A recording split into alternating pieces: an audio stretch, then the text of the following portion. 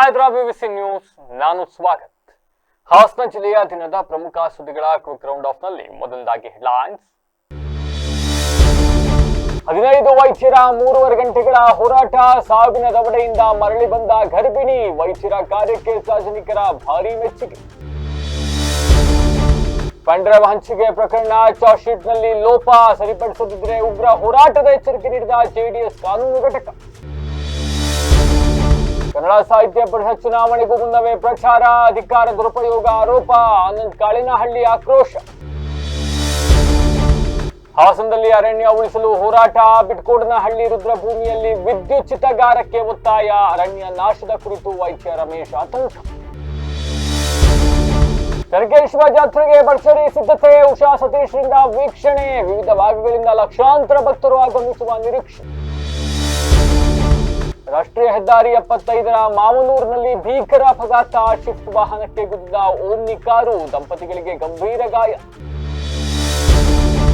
ರಸ್ತೆ ದಾಟುತ್ತಿದ್ದ ಪಾದಚಾರಿಗೆ ಕಾರು ಡಿಕ್ಕಿ, ಯುವಕರ ಗಂಭೀರ ಗಾಯ, ಬಾಳುಪೇಟೆಯ ರಾಷ್ಟ್ರೀಯ ಹೆದ್ದಾರಿ 75ರಲ್ಲಿ ಘಟನೆ.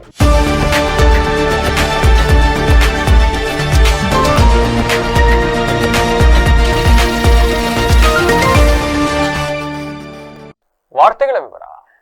ಹಾಸನ ಜಿಲ್ಲೆಯ ಚನ್ನರಾಯಪಟ್ಟಣದಲ್ಲಿ ಸಂಭವಿಸಿದ ಭೀಕರ ರಸ್ತೆ ಅಪಘಾತದಲ್ಲಿ ಗಂಭೀರವಾಗಿ ಗಾಯಗೊಂಡಿದ್ದ 9 ತಿಂಗಳ ಗರ್ಭಿಣಿ ನಾಗಬೇಣಿ 22 ವರ್ಷ ಅವರನ್ನ ಹಾಸನದ ಹಿಮ್ಸ್ ಆಸ್ಪತ್ರೆಯ ವೈದ್ಯರು ಅತ್ಯಂತ ಕ್ಲಿಷ್ಟಕರವಾದ ಶಸ್ತ್ರಚಿಕಿತ್ಸೆಯ ಮೂಲಕ ಸಾವಿನ ದವಡೆಯಿಂದ ಪಾರು ಮಾಡಿದ್ದಾರೆ.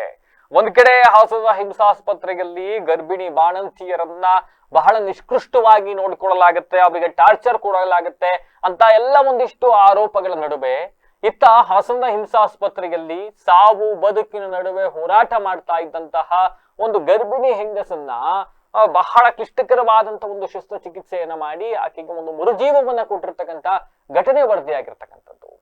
ಪತಿಯೊಂದಿಗೆ ಬೈಕ್ ನಲ್ಲಿ ತೆರಳ್ತಾ ಇದ್ದಾಗ ಸಂಭವಿಸಿದ ಅಪಘಾತದಲ್ಲಿ ನಾಗವೇಣಿ ಅವರ ತಲೆಗೆ ತೀವ್ರ ಪೆಟ್ಟಾಗಿ ಅತಿಯಾದ ರಕ್ತಸ್ರಾವದಿಂದ ಅವರು ಕೋಮಾ ಸ್ಥಿತಿಗೆ ತಲುಪಿಟ್ಟಿದ್ರು. ವೈದ್ಯರು ನಾಗವೇಣಿ ಅವರು ಬದುಕೋದೇ ಇಲ್ಲ ಅಂತ ಭಾವಿಸಿದ್ರು ಕೂಡ ಕುಟುಂಬದ ಬಡತನವನ್ನ ಗಮನದಲ್ಲಿಟ್ಟುಕೊಂಡು 15 ಮಂದಿ ವೈದ್ಯರ ತಂಡ ಅಪಾರ ಧೈರ್ಯದಿಂದ ಚಿಕಿತ್ಸೆಗೆ ಮುಂದಾಗಿದ್ರು. ಸತತ 3 ಗಂಟೆಗಳ ಕಾಲ ನಡೆದ ಶಸ್ತ್ರಚಿಕಿತ್ಸೆಯು ವೈದ್ಯಕೀಯ ಲೋಕದಲ್ಲಿ ಒಂದು ಅಪರೂಪವಾದ ಘಟನೆ ಅಂತ ಹೇಳಲಾಗ್ತಾ ಇದೆ.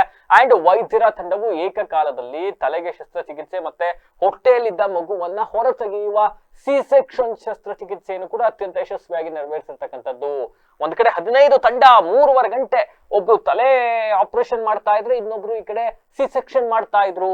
ಅಂಡ್ ಖಾಸಗಿ ಆಸ್ಪತ್ರೆ ಇದೇ ಚಿಕಿತ್ಸೆ ಮಾಡಿಸ್ಬೇಕು ಅಂತ ಅಂದ್ರೆ 10 ರಿಂದ 15 ಲಕ್ಷ ರೂಪಾಯಿ ಅಷ್ಟು ವೆಚ್ಚ ಆಗ್ತಾ ಇತ್ತಂತೆ. ಆದ್ರೆ ಸರ್ಕಾರಿ ಆಸ್ಪತ್ರೆಯಲ್ಲಿ ಯಾವುದೇ ಆಮಿಷ ಇಲ್ಲದೆ ವೈದ್ಯರು ನೀಡಿದ ವಿಶೇಷ ಸೇವೆಯಿಂದ ತಾಯಿ ಹಾಗೂ ಮಗು ಇಬ್ಬರು ಕೂಡ ಪ್ರಾಣಾಪಾಯದಿಂದ ಪಾರಾಗಿದ್ದಾರೆ.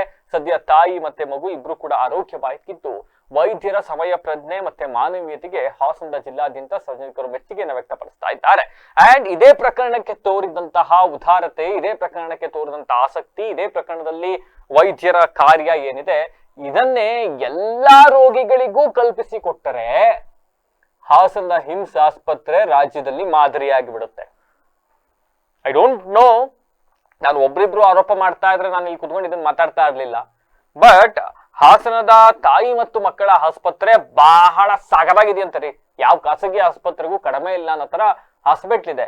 ಬಟ್ ಅಲ್ಲಿಯ ವೈದ್ಯರು, ಅಲ್ಲಿಯ ಸಿಬ್ಬಂದಿಗಳು, ಅಲ್ಲಿಯ ನರ್ಸ್ಗಳು, ಅಲ್ಲಿಯ ಸೆಕ್ಯೂರಿಟಿ ಗಾರ್ಡ್ಗಳು, ಅವ್ರ ಬಗ್ಗೆ ಕಂಪ್ಲೇಂಟ್ ಬರುತ್ತೆ ಬರುತ್ತೆ ಬರುತ್ತೆ ಬರುತ್ತೆ ನಮ್ಮ ಹತ್ರ.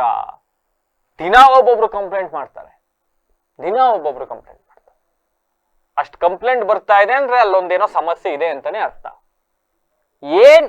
ಖಾಸಗಿ ಹಾಸ್ಪಿಟಲ್ಗಳಲ್ಲಿ ಪೇಷಂಟ್ಸ್ಗಳ ಜೊತೆ ಎಷ್ಟು ಚೆನ್ನಾಗಿ ಸಿಬ್ಬಂದಿಗಳು ನಡ್ಕೊಳ್ತಾರೆ, ಅವ್ರಿಗಿಂತ ಜಾಸ್ತಿ ಸಂಬಳ ತಗೊಳ್ತೀರಿ ಗೌರ್ಮೆಂಟ್ ಹಾಸ್ಪಿಟಲ್ ಅಲ್ಲಿ ನೀವೆಲ್ಲ.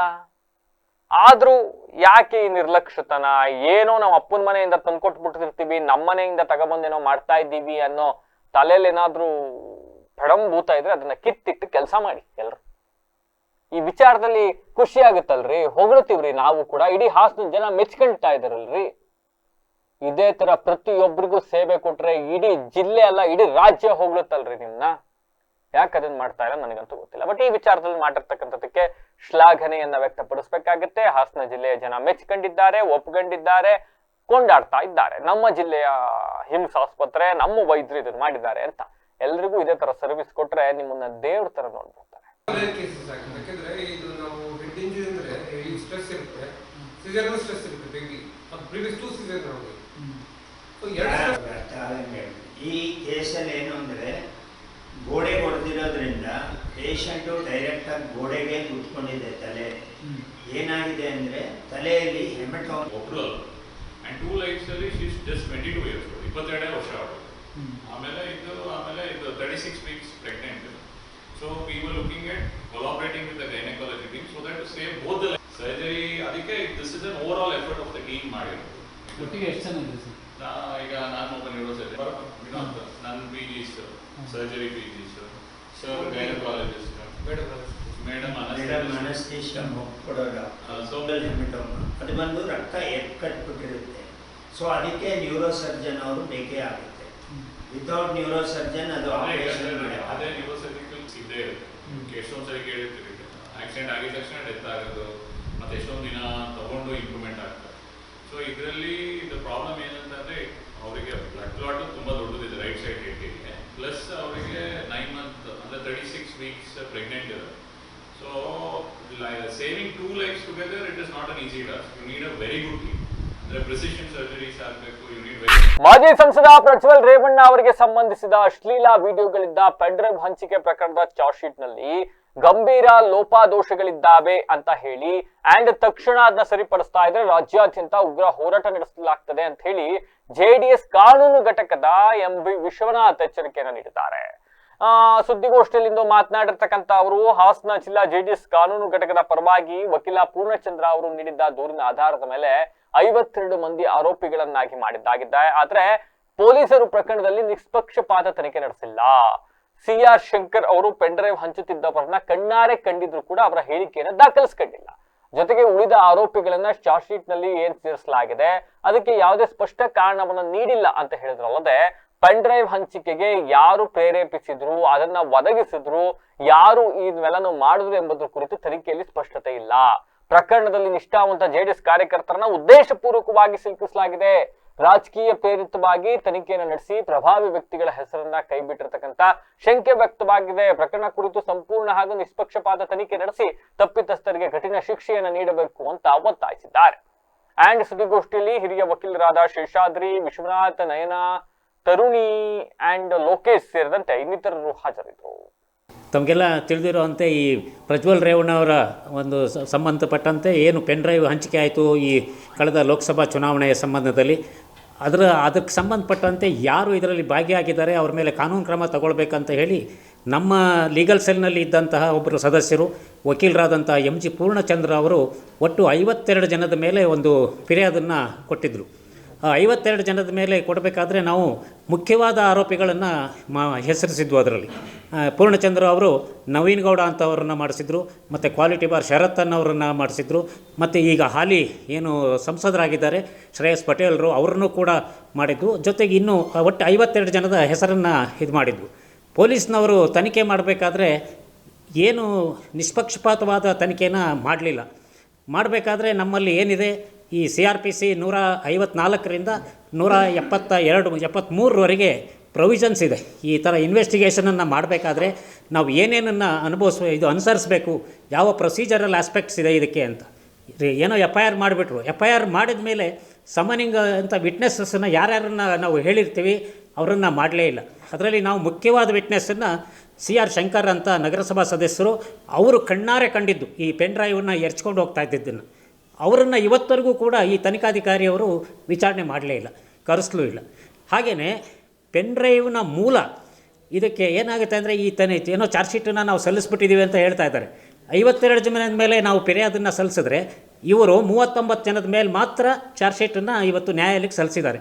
ಸಲ್ಲಿಸಬೇಕಾದ್ರೆ ಆ ಉಳಿದ ಜನನ ಯಾವ ಗ್ರೌಂಡ್ ಮೇಲೆ ಕೈ ಬಿಡಲಾಗಿದೆ ಅಂದರೆ ಇವ್ರ ಮೇಲೆ ಯಾವ ಕಾರಣಕ್ಕೆ ದೋಷಾರೋಪಣ ಸಾಬೀತಾಗಲಿಲ್ಲ, ಯಾಕಾಗಲಿಲ್ಲ, ನಮ್ಮ ತನಿಖೆ ಯಾವ ಹಂತದಲ್ಲಿತ್ತು, ಈ ಆರೋಪಿಗಳನ್ನು ಕೈ ಬಿಡಬೇಕಾದ್ರೆ ನಾವು ಏನು ಕಾರಣದಿಂದ ಇವರನ್ನು ಬಿಟ್ಟಿದ್ದೀವಿ ಅನ್ನೋದನ್ನು ಯಾವುದೇ ಸ್ಪಷ್ಟ ಇದನ್ನು ಈ ದೋಷಾರೋಪಣಾ ಪಟ್ಟಿಯಲ್ಲಿ ನಮೂದು ಮಾಡಿ.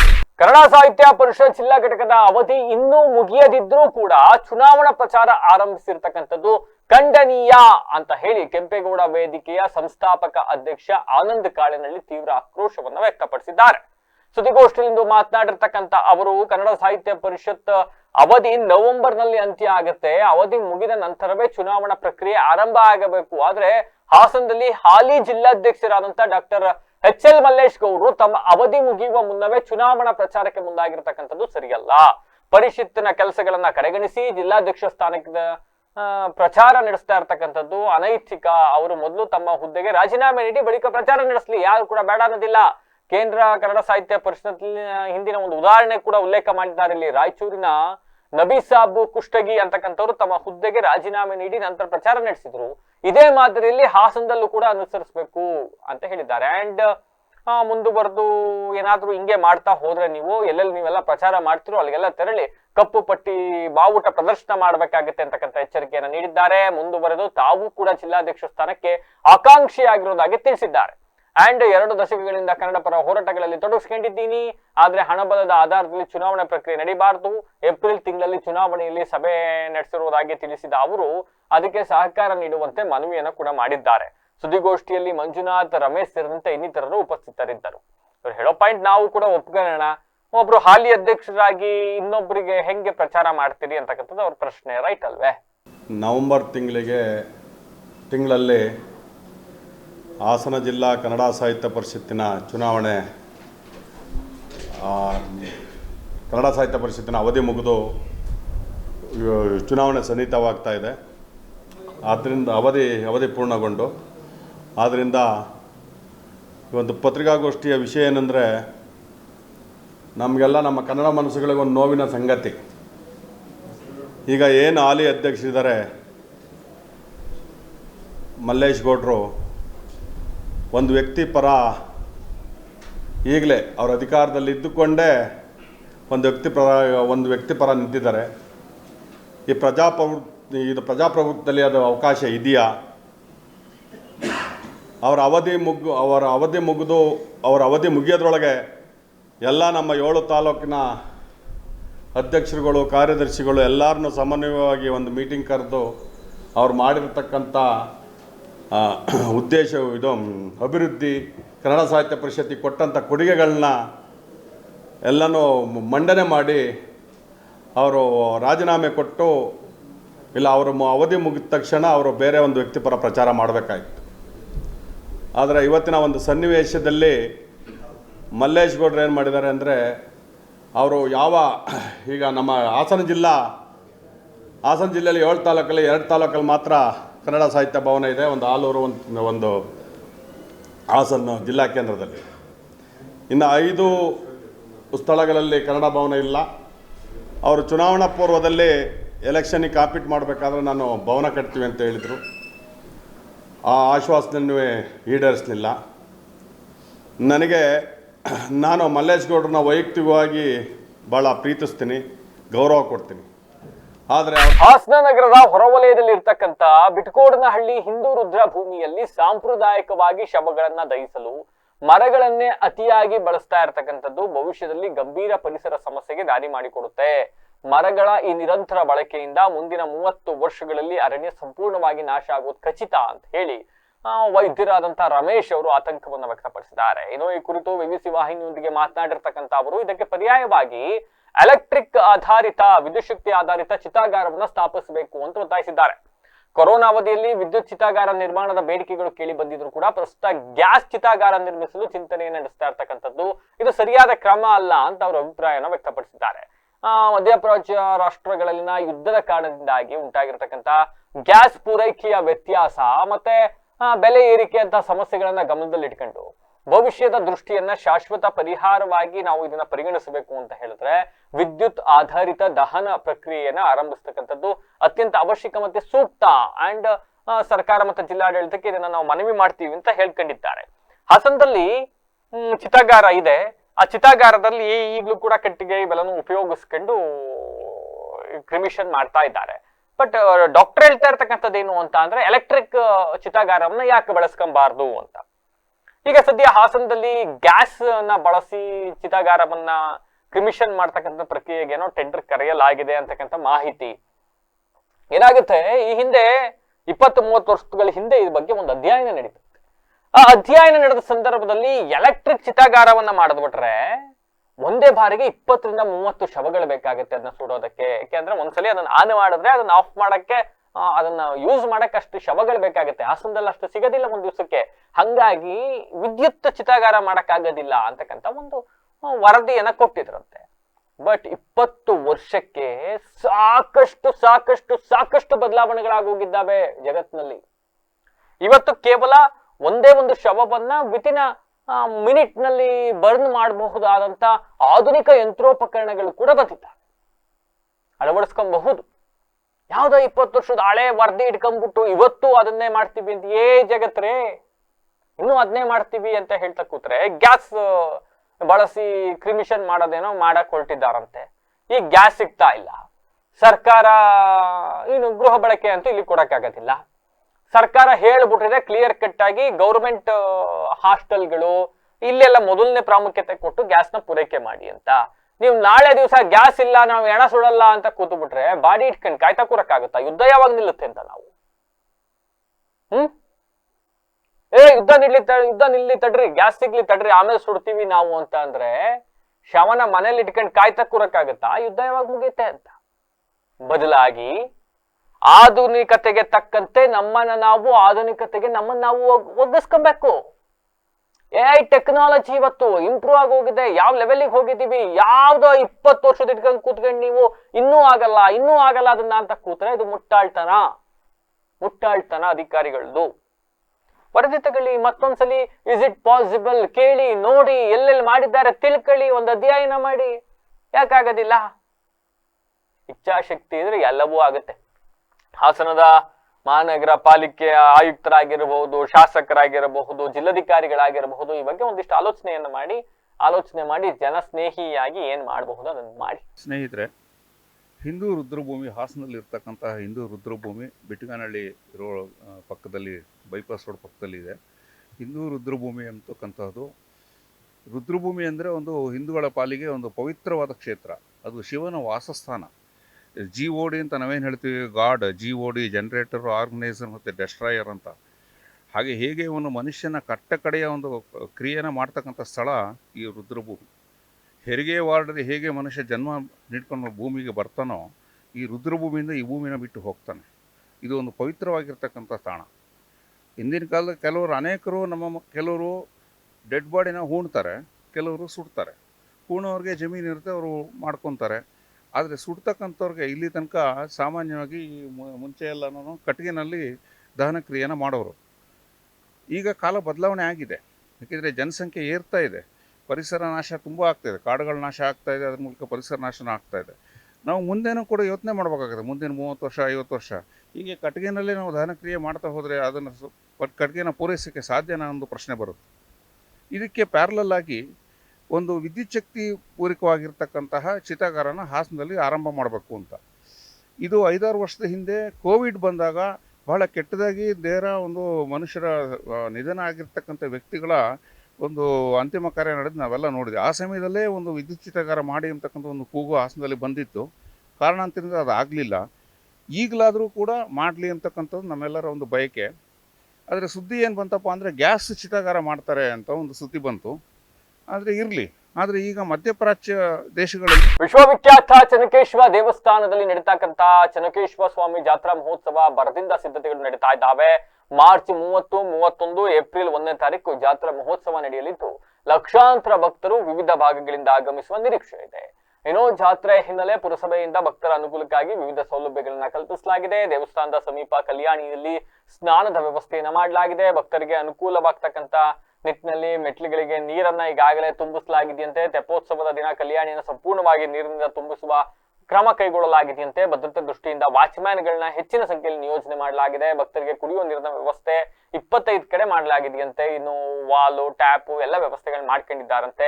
ಜಾತ್ರಾ ದಿನಗಳಲ್ಲಿ ಯಾವುದೇ ತೊಂದರೆ ಉಂಟಾಗದಂತೆ ಮೊಬೈಲ್ ಟಾಯ್ಲೆಟ್ಗಳನ್ನು ಕೂಡ ಅಳವಡಿಸಲಾಗಿದೆ. ತುರ್ತು ಆರೋಗ್ಯ ಸಮಸ್ಯೆ ಏನಾದ್ರೂ ಎದುರಾಗಿಬಿಟ್ರೆ ಅಂತ ವೈದ್ಯರ ಸೇವೆಗೂ ಕೂಡ ಸಿದ್ಧಪಡಿಸಲಾಗಿದೆ. ಇನ್ನು ಜಾತ್ರಾ ದಿನದಂದು ನಡೀತಕ್ಕಂತ ಮಾರುಕಟ್ಟೆಯನ್ನು ತಾತ್ಕಾಲಿಕವಾಗಿ ಸ್ಥಳಾಂತರ ಮಾಡಲಾಗಿದೆ. ಭಕ್ತರ ಸಂಚಾರಕ್ಕೆ ಅಡಚಣೆ ಆಗದಂತೆ ಟ್ರಾಫಿಕಿಂಗ್ ವ್ಯವಸ್ಥೆಯನ್ನ ಹೆಂಗ್ ಕಂಟ್ರೋಲ್ ಮಾಡಬೇಕು ಅನ್ನೋದ್ರ ಬಗ್ಗೆ ಈಗಾಗಲೇ ಸಿದ್ಧತೆ ಕೈಗೊಳ್ಳಲಾಗಿದೆ. ಪುರಸಭೆಯಿಂದ ಪೂರ್ವಭಾವಿ ಸಭೆ ನಡೆಸಿ ಎಲ್ಲಾ ಇಲಾಖೆಗಳ ಸಹಕಾರದೊಂದಿಗೆ ಮುಂಜಾಗ್ರತಾ ಕ್ರಮಗಳನ್ನ ಕೈಗೊಂಡಿರುವುದಾಗಿ ಅಧಿಕಾರಿಗಳು ತಿಳಿಸಿದ್ದಾರೆ. ಅಂಡ್ ಈ ನಡುವೆ ಜಾತ್ರಾ ಸಿದ್ಧತೆಯನ್ನ ಪುರಸಭೆಯ ಪ್ರಭಾರಿ ಅಧ್ಯಕ್ಷೆ ಉಷಾ ಸತೀಶ್ ಅವರು ಇವತ್ತು ವೀಕ್ಷಣೆ ಮಾಡಿದ್ರು. ವೀಕ್ಷಣೆ ಮಾಡಿ ಮಾತನಾಡಿದ್ದಾರೆ. ಏನ್ ಮಾತನಾಡಿದ್ದಾರೆ ನೋಡಿ. ಅದೇ ದೇವಸ್ಥಾನ ಸುತ್ತಮುತ್ತ ನಾವೇನು ಅನ್ಕೊಂಡಿದ್ವಿ ಅದೇ ಥರ 25 ಕಡೆ ನಲ್ಲಿ ಕುಡಿಯೋ ನೀರಿಂದ ಆಗಿರ್ಬೋದು ನಲ್ಲಿ ವ್ಯವಸ್ಥೆ ಮಾಡಿಸ್ತಿದ್ವಿ.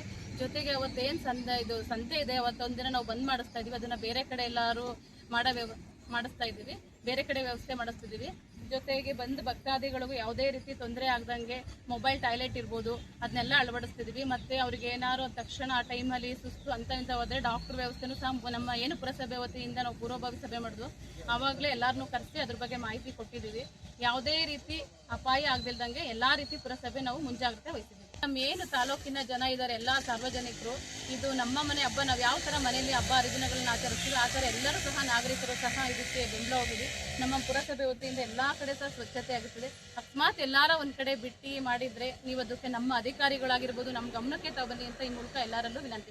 ಹಾಸನ ಜಿಲ್ಲೆಯ ಆಲೂರು ತಾಲೂಕಿನ ರಾಷ್ಟ್ರೀಯ ಹೆದ್ದಾರಿ NH75 ಮಾವನೂರು ಗ್ರಾಮದ ಬಳಿ ಡಿವೈಡರ್ ನ ಹತ್ತಿಸಿ ಓಮ್ನಿ ಕಾರು ಹಾರು ಬಂದು ಶಿಫ್ಟ್ ವಾಹನಕ್ಕೆ ಡಿಕ್ಕಿ ಹೊಡೆದು ಬಿಟ್ಟಿದೆಯಂತೆ. ಆಲೂರಿನಿಂದ ಹಾಸನಕ್ಕೆ ತೆರಳುತ್ತಾ ಇದ್ದ ಓಮಿನಿ ಡಿವೈಡರ್ ಮೇಲೆ ಹತ್ತಿಸಿ ಹಾಸನದಿಂದ ಸಕಲೇಶ್ಪುರಕ್ಕೆ ತೆರಳುತ್ತಾ ಇದ್ದ ಶಿಫ್ಟ್ ಕಾರಿಗೆ ಗುದ್ದಿದ ಪರಿಣಾಮ ಅಪಘಾತದ ರಭಸಕ್ಕೆ ಶಿಫ್ಟ್ ಓಮಿನಿ ಎರಡು ಕೂಡ ಸಂಪೂರ್ಣವಾಗಿ ನುಜ್ಜುಗುಜ್ಜಾಗಿ ಹೋಗ್ಬಿಟ್ಟಿದೆ. ಶಿಫ್ಟ್ ಕಾರ್ನಲ್ಲಿದ್ದ ದಂಪತಿಗೆ ಪೆಟ್ಟು ಬಿದ್ದು ಒಂದು ಚಿಕ್ಕ ಮಗುವಿನ ಕೈ ಕೂಡ ಮುರಿದೋಗಿದೆ ಅಂತಕ್ಕಂಥ ಮಾಹಿತಿ ಲಭ್ಯವಾಗಿದೆ. ಅಂಡ್ ಓಮ್ನಿ ಕಾರಿನ ಚಾಲಕನ ಸ್ಥಿತಿ ಗಂಭೀರವಾಗಿದ್ದು ಕೂಡಲೇ ಸ್ಥಳೀಯರು ಹೆಚ್ಚಿನ ಚಿಕಿತ್ಸೆಗೆ ಆಂಬುಲೆನ್ಸ್ ಮುಖಾಂತರ ಹಾಸನದ ಜಿಲ್ಲಾಸ್ಪತ್ರೆಗೆ ರವಾನೆ ಮಾಡಿದ್ದಾರೆ. ಅಪಘಾತವಾದ ಸ್ಥಳದಲ್ಲಿ ಹೆಚ್ಚಿನ ಟ್ರಾಫಿಕ್ ಜಾಮ್ ಉಂಟಾಗಿತ್ತಂತೆ. ಸದ್ಯ ಆಮೇಲೆ ಪೊಲೀಸರೆಲ್ಲ ಬಂದು ಎಲ್ಲವನ್ನೂ ಕೂಡ ತಿಳಿಗೊಳಿಸಿದ್ದಾರೆ. ಸಕಲೇಶ್ಪುರ ತಾಲೂಕಿನ ಬಾಳುಪೇಟೆಯ ರಾಷ್ಟ್ರೀಯ ಹೆದ್ದಾರಿ 75ರಲ್ಲಿ ರಸ್ತೆ ದಾಟ್ತಾ ಇದ್ದ ಯುವಕನಿಗೆ ವೇಗವಾಗಿ ಬಂದ ಕಾರು ಡಿಕ್ಕಿ ಹೊಡೆದ ಪರಿಣಾಮ ಯುವಕ ಗಂಭೀರವಾಗಿ ಗಾಯಗೊಂಡಿರ್ತಕ್ಕಂಥ ಘಟನೆ ಬಾಳುಪೇಟೆಯಲ್ಲಿ ನಡೆದಿದೆ. ಇನ್ನು ಗಾಯಗೊಂಡ ಯುವಕನನ್ನ ದಿನೇಶ್ ಕುಮಾರ್ ಅಂತ ಗುರುತಿಸಲಾಗಿದೆ. ಬಾಳುಪೇಟೆ ಬಳಿ ದಿನೇಶ್ ರಸ್ತೆ ದಾಟ್ತಾ ಇದ್ದ ಸಂದರ್ಭದಲ್ಲಿ ಈ ಘಟನೆ ನಡೆದೋಗಿದೆ. ಡಿಕ್ಕಿಯ ರಭಸ ಹೆಂಗಿತ್ತು ಅಂತ ಅಂದ್ರೆ ಯುವಕ ಸುಮಾರು 20 ಅಡಿ ದೂರಕ್ಕೆ ಹಾರಿ ಹೋಗಿ ಬಿದ್ದುಬಿಟ್ಟಿದ್ದಾನೆ. ಇನ್ನು ಅಪಘಾತಗೀಡಾದ ಕಾರು ಬೆಂಗಳೂರು ಮೂಲದಾಗಿದೆ. ಕಾರಿನಲ್ಲಿ ವಕೀಲರ ಕುಟುಂಬ ಬೆಂಗಳೂರಿನಿಂದ ಕುಂದಾಪುರದ ದೇವಸ್ಥಾನಕ್ಕೆ ತೆರಳುತ್ತಾ ಇದ್ದಾಗ ಈ ದುರ್ಘಟನೆ ಸಂಭವಿಸಿಬಿಟ್ಟಿದೆ. ಇನ್ನು ಅಪಘಾತದ ದೃಶ್ಯಗಳು ಸಮೀಪದ ಸಿಸಿ ಕ್ಯಾಮೆರಾದಲ್ಲಿ ರೆಕಾರ್ಡ್ ಆಗಿದ್ದಾವೆ. ಡಿಕ್ಕಿಯ ತೀವ್ರತೆ ಎಷ್ಟಿತ್ತು ಅಂತ ಅಂದ್ರೆ ದೃಶ್ಯದಲ್ಲಿ ಸ್ಪಷ್ಟವಾಗಿ ಅವೆಲ್ಲವೂ ಕೂಡ ಕಂಡು ಬಂದಿದೆ. ಸ್ಥಳೀಯರು ತಕ್ಷಣವೇ ಗಾಯಾಳುವನ್ನ ಹಾಸನದ ಹಿಮ್ಸಾಸ್ಪತ್ರೆಗೆ ದಾಖಲಿಸಿದ್ದಾರೆ. ಸದ್ಯ ಯುವಕನ ಸ್ಥಿತಿ ಗಂಭೀರವಾಗಿದೆ ಅಂತ ಹೇಳಲಾಗ್ತಾ ಇದೆ. ಚಿಕಿತ್ಸೆಯನ್ನ ಮುಂದುವರಿಸಿದ್ದಾರೆ. ಈಗ ಮತ್ತೊಮ್ಮೆ ಹೆಡ್ಲೈನ್ಸ್. 15 ವೈದ್ಯರ 3.5 ಗಂಟೆಗಳ ಹೋರಾಟ, ಸಾವಿನ ದವಡೆಯಿಂದ ಮರಳಿ ಬಂದ ಗರ್ಭಿಣಿ. ವೈದ್ಯರ ಕಾರ್ಯಕ್ಕೆ ಸಾರ್ವಜನಿಕರ ಭಾರೀ ಮೆಚ್ಚುಗೆ. ಪೆನ್ಡ್ರೈವ್ ಹಂಚಿಕೆ ಪ್ರಕರಣ ಚಾರ್ಜ್ ಶೀಟ್ ನಲ್ಲಿ ಲೋಪ, ಸರಿಪಡಿಸದಿದ್ದರೆ ಉಗ್ರ ಹೋರಾಟದ ಎಚ್ಚರಿಕೆ ನೀಡಿದ JDS ಕಾನೂನು ಘಟಕ. ಕನ್ನಡ ಸಾಹಿತ್ಯ ಪರಿಷತ್ ಚುನಾವಣೆಗೂ ಮುನ್ನವೇ ಪ್ರಚಾರ, ಅಧಿಕಾರ ದುರುಪಯೋಗ ಆರೋಪ, ಆನಂದ್ ಕಾಳಿನಹಳ್ಳಿ ಆಕ್ರೋಶ. ಹಾಸನದಲ್ಲಿ ಅರಣ್ಯ ಉಳಿಸಲು ಹೋರಾಟ, ಬಿಟ್ಕೋಡನಹಳ್ಳಿ ರುದ್ರಭೂಮಿಯಲ್ಲಿ ವಿದ್ಯುತ್ ಚಿತಗಾರಕ್ಕೆ ಒತ್ತಾಯ, ಅರಣ್ಯ ನಾಶದ ಕುರಿತು ವೈದ್ಯ ರಮೇಶ್ ಆತಂಕ. ಕನಕೇಶ್ವರ ಜಾತ್ರೆಗೆ ಭರ್ಜರಿ ಸಿದ್ಧತೆ, ಉಷಾ ಸತೀಶ್ರಿಂದ ವೀಕ್ಷಣೆ, ವಿವಿಧ ಭಾಗಗಳಿಂದ ಲಕ್ಷಾಂತರ ಭಕ್ತರು ಆಗಮಿಸುವ ನಿರೀಕ್ಷೆ. ರಾಷ್ಟ್ರೀಯ ಹೆದ್ದಾರಿ 75ರ ಮಾವನೂರಿನಲ್ಲಿ ಭೀಕರ ಅಪಘಾತ, ಶಿಫ್ಟ್ ವಾಹನಕ್ಕೆ ಗುದ್ದಿದ ಓಮ್ನಿ ಕಾರು, ದಂಪತಿಗಳಿಗೆ ಗಂಭೀರ ಗಾಯ. ರಸ್ತೆ ದಾಟುತ್ತಿದ್ದ ಪಾದಚಾರಿಗೆ ಕಾರು ಡಿಕ್ಕಿ, ಯುವಕನ ಗಂಭೀರ ಗಾಯ. ಬಾಳುಪೇಟೆಯ ರಾಷ್ಟ್ರೀಯ ಹೆದ್ದಾರಿ 75ರಲ್ಲಿ ಘಟನೆ. ಇದಾಗಿತ್ತು ಹೊತ್ತಿನ ವಿಶೇಷ. ನಿರಂತರ ಸುದ್ದಿಗಾಗಿ ನೋಡ್ತಾ ಇದ್ದೀವಿ BBC TV ಸತತ ಕಡೆ.